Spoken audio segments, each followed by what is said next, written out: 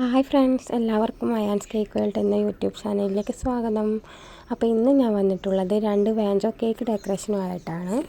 അപ്പോൾ ആദ്യം തന്നെ കേക്ക് സ്പഞ്ച് വെച്ച് കൊടുത്തു, അതിൻ്റെ മുകളിൽ ഷുഗർ സിറപ്പ് ഒഴിച്ചു കൊടുത്തു. അതിനുശേഷം ക്രീം കൊടുത്തു, പിന്നെ കുറച്ച് ചോക്ലേറ്റ് ഗണേഷ്, മിഠായി മേറ്റ്, നട്ട്സ്, ചോക്കോ ചിപ്സ് ഇതൊക്കെ കൊടുത്തു. അതിനുശേഷം വീണ്ടും സ്പഞ്ച് വെച്ചിട്ട് സെയിം റിപ്പീറ്റ് ചെയ്തു.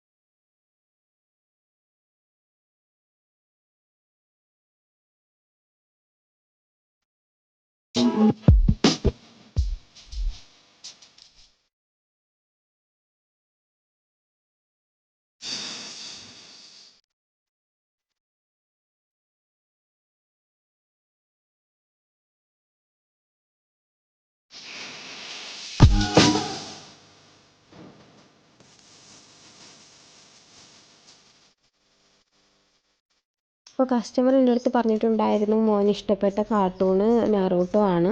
അപ്പോൾ അതിൻ്റെ എന്തെങ്കിലും സ്റ്റിക്കർ കിട്ടുവാണെങ്കിൽ കേക്കിൽ വെക്കാൻ പറ്റുമോ എന്ന് ചോദിച്ചിട്ടുണ്ടായിരുന്നു. അപ്പോൾ ഞാൻ എൻ്റെ ഒരു ഐഡിയക്ക് അനുസരിച്ചിട്ടാണ് ഇതിൽ വെച്ചിട്ടുള്ളത്.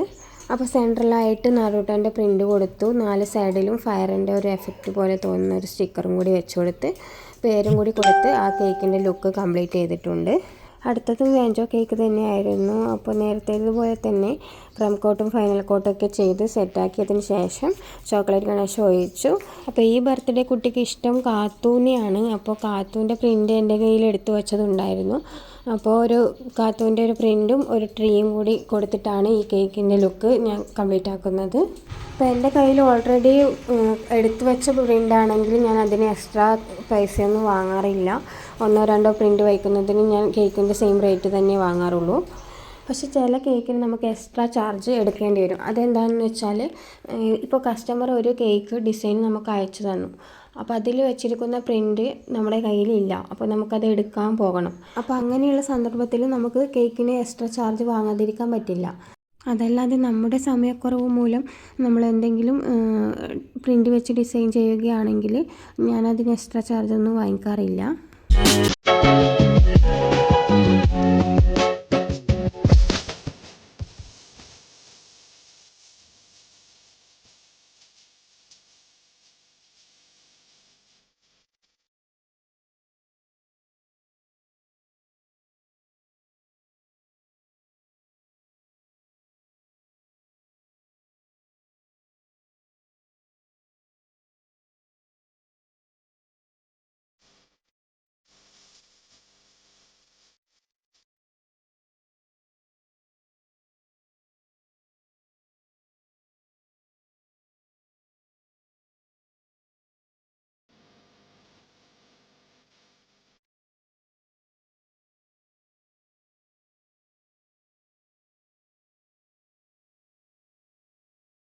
അപ്പോൾ 2 1 kg കേക്കായിരുന്നു. കേക്കിൻ്റെ വെയിറ്റ് ഞാനിവിടെ കൊടുക്കുന്നുണ്ട്.